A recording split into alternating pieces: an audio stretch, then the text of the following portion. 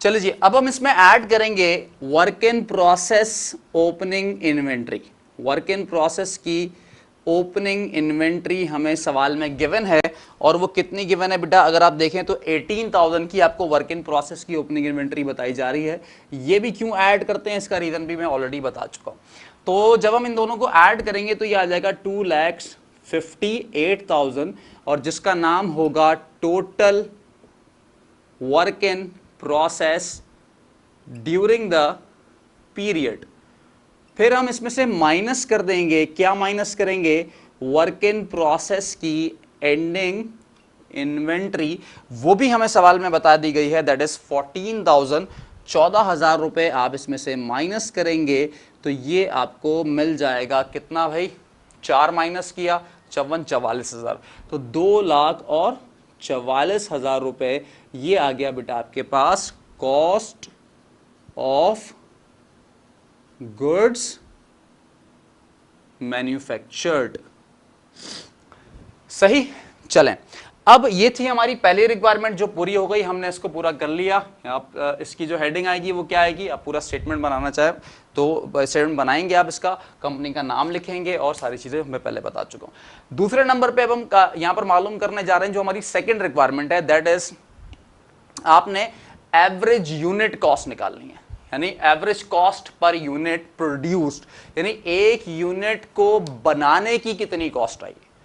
तो अगर मैं आपसे कहूं कि ये जो 2,44,000 रुपए नजर आ रही है ना बेटा आपको, क्या नाम है इसका, कॉस्ट ऑफ गुड्स मैन्युफैक्चर्ड, मतलब जितनी भी गुड्स हमने मैन्युफैक्चर की हैं, मतलब जितने भी यूनिट्स हमने मैन्युफैक्चर किए हैं उसकी कॉस्ट कितनी है, 2,44,000। मतलब हमने यूनिट्स बनाए कितने, सवाल में आपको बताया गया था 24,400 यूनिट्स हमने बनाए हैं, और उन 24,400 यूनिट्स की जो बेटा कॉस्ट है वो कितनी है, 2,44,000 रुपए। But I have to find out the average cost per unit produced, एक यूनिट को बनाने पर एवरेज कॉस्ट क्या है मेरी, तो उसको कैसे फाइंड आउट करूंगा, आइए देखते हैं। रिक्वायरमेंट नंबर 2 में मुझे जानना है average cost per unit produced. आमतौर पे इसको पर यूनिट कॉस्ट के नाम से भी लिखकर दे देता है, कोई मसला नहीं है, एक ही बात है, ठीक है।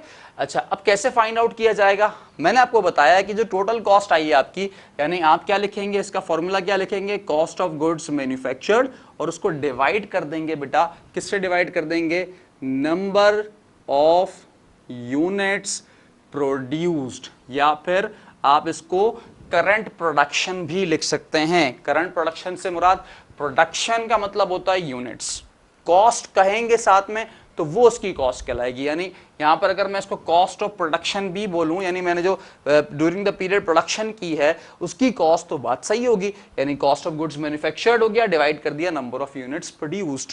तो अब अगर मैं देखूं तो कॉस्ट ऑफ गुड्स मैन्युफैक्चर्ड कितना है बेटा आपके पास, वो है 2,44,000 रुपए, और उसको हम डिवाइड कर देंगे नंबर ऑफ यूनिट्स प्रोड्यूस से, यानी 24,400 रुपए से, तो यूं निकल कर आएगी बेटा ₹10 पर यूनिट, यानी ये है ₹10, ठीक है, RS लिखना है आपने बेटा, ₹10 पर यूनिट, मतलब कि हमने एक यूनिट को बनाया है, एवरेज 10 रुपए हमारी, यानी एक यूनिट हमें जो पड़ा वो कितने में पड़ा, 10 रुपए में पड़ा, यानी उसकी जो प्रोडक्शन की कॉस्ट आई है एक यूनिट की वो 10 रुपए आई है।